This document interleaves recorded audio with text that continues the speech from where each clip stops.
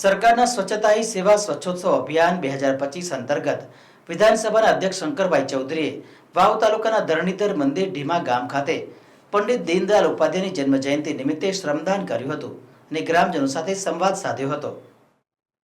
આ પ્રસંગે વિધાનસભાના અધ્યક્ષ શંકરભાઈ ચૌધરીએ જણાવ્યું કે વડાપ્રધાન નરેન્દ્રભાઈ મોદીએ દેશને સ્વચ્છતાનો મંત્ર આપ્યો છે। વડાપ્રધાનના જન્મદિવસથી લઈને 2 ઓક્ટોબર એટલે કે મહાત્મા ગાંધીના જન્મદિવસ સુધી સમગ્ર દેશમાં વિવિધ સેવાકીય પ્રવૃત્તિઓ ચાલી રહી છે। પૂજ્ય મહાત્મા ગાંધીજીના સ્વચ્છ ભારતના સ્વપ્નને આગળ વધારીને તથા સ્વચ્છતા ત્યાં પ્રભુતાના સૂત્ર સાથે સૌ કોઈ અભિયાનમાં જોડાયું છે। સ્વચ્છતા માટેનું માધ્યમ પ્રજા બને અને પ્રજા પોતે સ્વચ્છતા માટેનો સ્વભાવ બનાવે તે જરૂરી છે। અધ્યક્ષે ઢીમા ખાતે ભગવાન ધરણીધરના દર્શન કરીને વિસ્તારની સુખાકારી માટે પ્રાર્થના કરી હતી। અધ્યક્ષ શંકરભાઈ ચૌધરીએ જણાવ્યું હતું કે સરહદી વિસ્તાર માટે ઐતિહાસિક દિવસે રાજ્ય સરકારે ધરણીધર ધામને તાલુકા તરીકે જાહેર કરીને સ્થાનિક જનતાની વર્ષોની માંગણીને પૂર્ણ કરી છે। આ સાથે વાવ થરાદ નવો જિલ્લો બનાવવા તથા અનેક નવીન તાલુકાની રચના કરીને સમગ્ર બનાસકાંઠા પાટણ વિસ્તારના વિકાસને વેગ આપ્યો છે। સરકારના નિર્ણયથી સરહદી વિસ્તારના લોકોના શૈક્ષણિક આર્થિક અને સામાજિક વિકાસના નવા દ્વાર ખુલશે। અધ્યક્ષે જણાવ્યું કે આજે ધરણીધર ધામની અંદર સ્વચ્છતા માટે કામ કર્યું છે। સ્વચ્છતા અભિયાનમાં જોડાયેલા તમામ લોકોને અધ્યક્ષ અભિનંદન પાઠવ્યા હતા। ઢીમા ખાતે સૌએ સાથે મળીને એક દિન એક ઘંટા એક સાથ સ્વચ્છ સૂત્રતાને અનુસરતા સામૂહિક શ્રમદાન કર્યું હતું।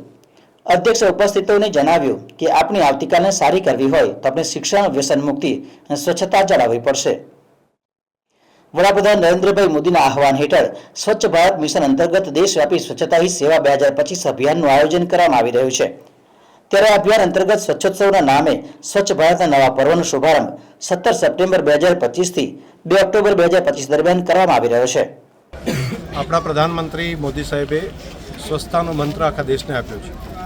તેમના જન્મદિન નિમિત્તે એક પખવાડિયું સેવાકીય કાર્યો માટે પૂરો દેશ ઉજવી રહ્યો છે।